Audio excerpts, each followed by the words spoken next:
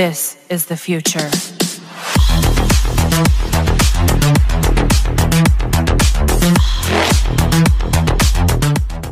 इस मूवी में आपको टाइम ट्रेवल और टाइम लूप दोनों ही देखने को मिलेगा, इसलिए वीडियो को पूरा देखें। मूवी बहुत ही बढ़िया है। तो फिल्म की शुरुआत होती है और हम देखते हैं हमारे मेन कैरेक्टर जॉन को। ये अपनी गर्लफ्रेंड हेलेना के साथ एक पार्टी में गाना गा रहा था। ये आज बहुत खुश था। तभी इसकी आंख खुलती है और हमें पता चलता है कि ये सपना देख रहा था। ये फिजिक्स का एक प्रोफेसर है जो अपने स्टूडेंट को क्वांटम फिजिक्स के बारे में समझा रहा था। इसके बाद ये अपने लैब में आता है जहां इसकी सीनियर सेंड्रा इसको अपना काम जल्दी खत्म करने को कहती है। जॉन कहता है मेरा काम लगभग खत्म हो चुका है, मगर जब भी हम टेस्ट शुरू करते हैं पावर कट हो जाता है। इसमें और भी ज्यादा बिजली की जरूरत है। असल में जॉन अपने साथी माइक के साथ मिलकर एक टाइम ट्रेवल मशीन बना रहा था। सेंड्रा कहती है मुझे प्रॉब्लम नहीं, रिजल्ट चाहिए। अगले दिन जॉन एक लड़के को लेकर यहाँ आता है। माइक पूछता है कौन है ये और इसे यहाँ क्यों लाए हो। जॉन इसे बताता है कि ये लड़का पूरे शहर की बिजली हमें यहाँ ला कर देगा और आज हम इस मशीन को टेस्ट करेंगे। माइक कहता है ऐसा करना गैर कानूनी है, अगर कुछ गड़बड़ हुआ तो हमें जेल भी जाना पड़ सकता है। जॉन कहता है मुझे इसका कोई डर नहीं, मुझे किसी तरह आज इस मशीन को चालू करना है। इसके बाद ये लोग अपना काम शुरू करते हैं। जॉन उस मशीन में जाकर सिस्टम को ऑन करता है। इसे 1991 में जाना था ताकि ये अपने किए हुए गलतियों को सुधार सके। ये लड़का पूरे शहर की बिजली को इस लैब में ले आता है जिससे वो टाइम मशीन ऑन हो जाता है और देखते ही देखते मशीन के अंदर एक वार्म होल क्रिएट होता है और जॉन का शरीर छोटे छोटे कणों में होकर यहाँ से गायब हो जाता है। ऐसा होने पर पूरे शहर की बिजली कट हो जाता है। दूसरी तरफ जॉन को एक बेसमेंट में होश आता है। इसे ऐसा लग रहा था जैसे ये नशे में हो। ये किसी तरह टैक्सी में बैठकर अपने घर आता है। टैक्सी ड्राइवर अपना 25 रुपए मांगता है, जिस पर जॉन इसे 50 रुपए देता है। टैक्सी वाला कहता है ये नकली है। जॉन कहता है ये एकदम असली नोट है, चाहे चश्मा पहनकर देख ले। ये सुनते ही टैक्सी ड्राइवर इसको अपनी टैक्सी से बाहर फेंक देता है। जब ये अपने घर के बाहर आता है तब ये अपने वॉचमैन को देखकर चौंक जाता है क्योंकि वो एकदम जवान लग रहा था। ये अपने चारों तरफ देखता है तो यहाँ पर सब कुछ एकदम बदला बदला सा लग रहा था। ये तुरंत एक आदमी को पकड़कर पूछता है ये कौन सा साल चल रहा है। ये आदमी से बताता है कि ये 1991 है। ये जानकर जॉन को यकीन नहीं होता कि इसका टाइम ट्रेवल मशीन काम कर गया था और ये सचमुच 20 साल समय में पीछे आ गया है। ये एक बार में जाकर हिसाब किताब लगाने लगता है कि आगे इसे क्या करना था, मगर इसके पास अभी इस जमाने के पैसे नहीं थे। इसीलिए ये यहाँ पर चल रहे मैच पर सट्टा लगाकर बहुत सारे पैसे कमा लेता है क्योंकि इसे मालूम था कि कौन सी टीम जीतने वाली है। इसके बाद ये उस पार्टी में आता है जिसका सपना ये शुरुआत में देख रहा था। यहीं पर इसको कुछ सुधार करना था। तभी इसे माइक और सेंड्रा देख लेते हैं। इन्हें लगता है कि ये जॉन का कोई रिश्तेदार है। जॉन तुरंत यहाँ से भागकर एक बैंडेज को अपने मुंह पर लपेट लेता है ताकि इसे कोई पहचान न सके। इसके बाद ये उस जगह पर जाता है जहाँ जॉन वन हेलेना को प्रपोज कर रहा था। हेलेना भी मान जाती है। जॉन वन खुशी के मारे नाचने लगता है। हेलेना के जाते ही जॉन टू इसके सामने आता है। जॉन वन अपने ही रूप को सामने देखकर चौंक जाता है। जॉन वन इससे पूछता है कौन हो तुम। जॉन टू कहता है तुम्हें क्या लगता है आखिर मैं कौन हूँ। जॉन वन कहता है पिताजी मुझे लगा आप मर गए हैं, मगर आप तो अभी जिंदा हैं। जॉन टू कहता है बेवकूफ़ कहीं कि मैं तुम्हारा पिता नहीं हूँ, हम दोनों एक ही हैं। मैं फ्यूचर से आया हूँ ताकि तुम्हारी जिंदगी को बदल सकूँ। इसके बाद ये दोनों इस पार्टी में आते हैं जहाँ पर हेलेना गाना गा रही थी। जॉन टू इसे बताता है कि हेलेना ने ही तुम्हारी जिंदगी को बर्बाद किया है। जॉन को इसकी बातों पर यकीन नहीं होता क्योंकि अभी अभी हेलेना के साथ इसकी दोस्ती हुई है और इसके हिसाब से हेलेना बहुत अच्छी है। फिर जॉन टू इसे बताता है कि उसका पहले ही एक बॉयफ्रेंड है और इस पार्टी में वो दोनों मिलकर तुम्हें एक ड्रिंक पिलाएंगे जिससे तुम नशे में आ जाओगे और फिर तुम्हारे साथ ये लोग बहुत बुरा मजाक करने वाले हैं जिसका दर्द तुम कभी नहीं भूल पाओगे।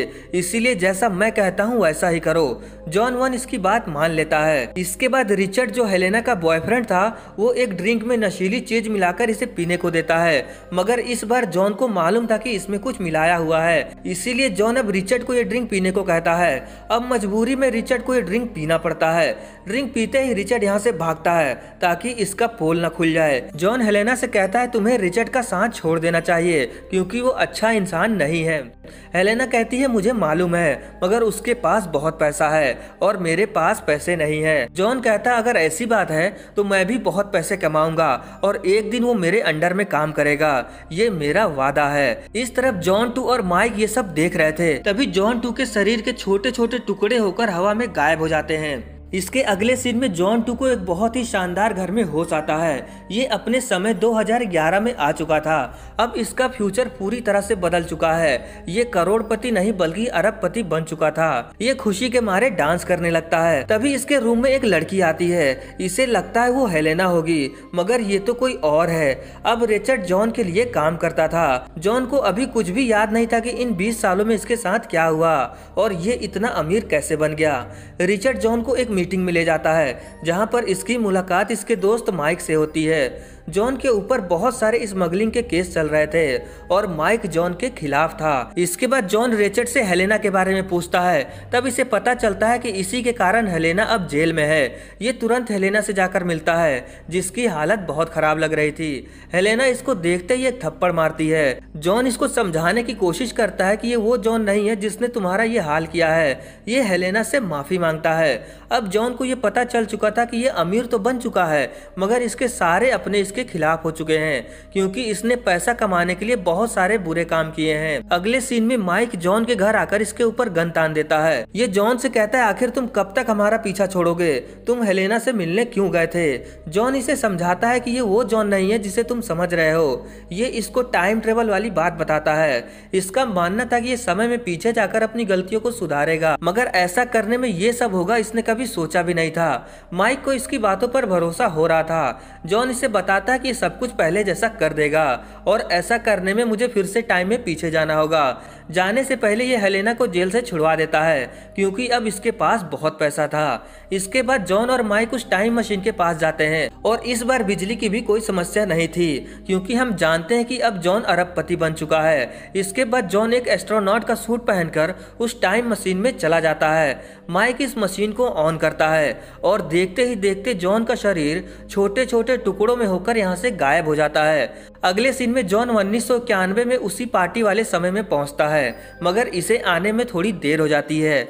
यहाँ पर पहले ही जॉन 2 आकर जॉन 1 को समझा रहा था। इस जगह पर फिर से वही सब रिपीट हो रहा था मगर इस बार जॉन 3 भी यहाँ आ चुका था। जॉन 1 इन दोनों को देखकर बेहोश हो जाता है। जॉन 2 इससे पूछता है आखिर तुम यहाँ क्यों आए हो। जॉन 3 इसे समझाता है कि तुम जो यहाँ करने आए हो वैसा करने से हमारा फ्यूचर और भी ज्यादा खराब हो जाएगा, इसीलिए मैं तुम्हें यहाँ रोकने के लिए आया हूँ।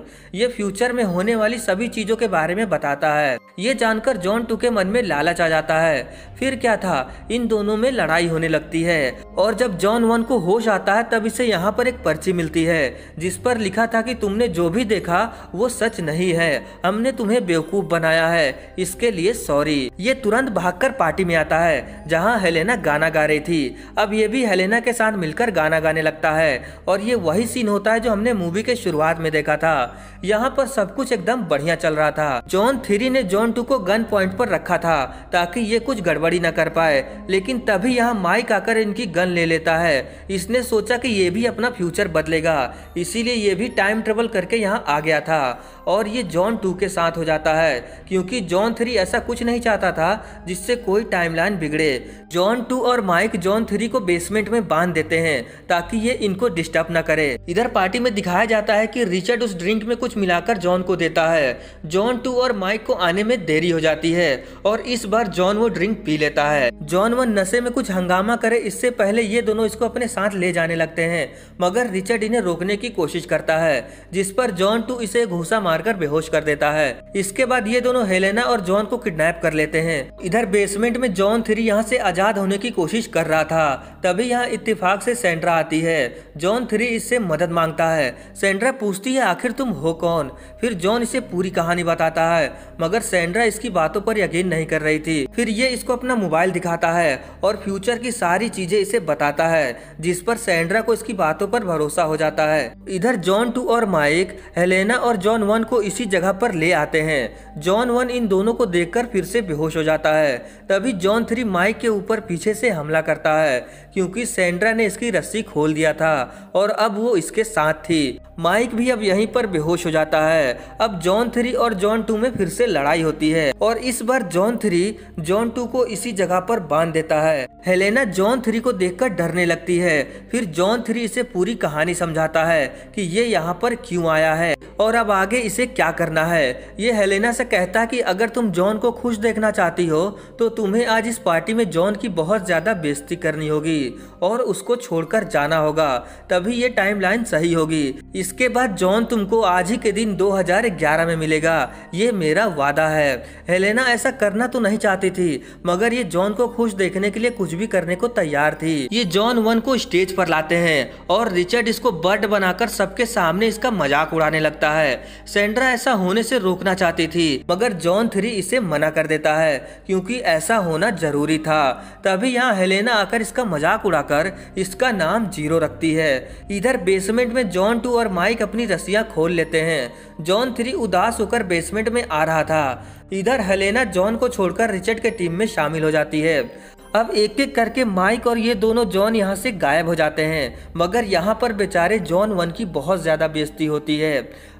अगले सीन में जॉन 3 उसी समय में पहुंचता है जब ये पहली बार टाइम ट्रेवल करने वाला था। माइक पूछता है तुम्हारे कपड़े कैसे बदल गए, इसका मतलब मशीन काम कर रही है। जॉन कहता है हाँ बिल्कुल, मगर अब से नहीं करेगी। ये तुरंत सारे प्रोजेक्ट को डिलीट करने लगता है क्योंकि इसे एहसास हो गया था कि टाइम ट्रेवल करने से फायदा कम और नुकसान ज्यादा है, मगर माइक का ऐसा मानना नहीं था। फिर जॉन इसे बताता है कि मैं जानता हूँ कि तुम सैंड्रा को पसंद करते हो, मगर कभी उससे कह नहीं पाए। तो तुम्हारी जानकारी के लिए मैं बता दूं कि सैंड्रा भी तुम्हें पसंद करती है। ये माइक को सैंड्रा का वीडियो दिखाता है। इसके बाद ये हेलेना से मिलने के लिए भागता है। हेलेना रिचर्ड के साथ दूसरे शहर जा रही थी, तभी भागते हुए जॉन यहाँ पर पहुँचता है। इसके बाद हेलेना रिचर्ड का साथ छोड़कर जॉन के साथ आ जाती है, जैसा कि जॉन ने वादा किया था। अब हमें कुछ सालों बाद का समय दिखाया जाता है जहां ये चारों बहुत खुश थे और इसी के साथ ये फिल्म खत्म हो जाती है।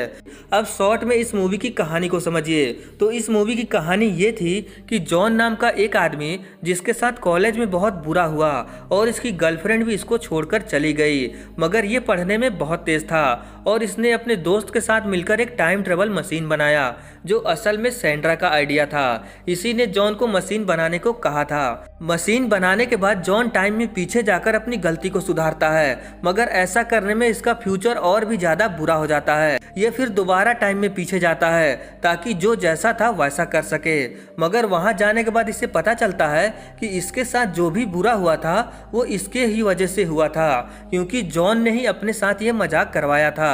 अगर ऐसा नहीं होता तो ये टाइम मशीन नहीं बनती, और अगर टाइम मशीन न बनता तो जॉन के साथ वो मजाक भी ना होता जो असल में इसी ने करवाया था। इसी को कहते हैं टाइम ट्रेवल पैराडॉक्स, जिसमें आप ढूंढते रह जाओगे कि इसकी शुरुआत कब और कैसे हुई। अगर आपको वीडियो पसंद आई हो तो वीडियो को लाइक कमेंट जरूर करें। अगली वीडियो वेब सीरीज पर आने वाली है, तब तक के लिए आप इन वीडियोस को देख सकते हैं।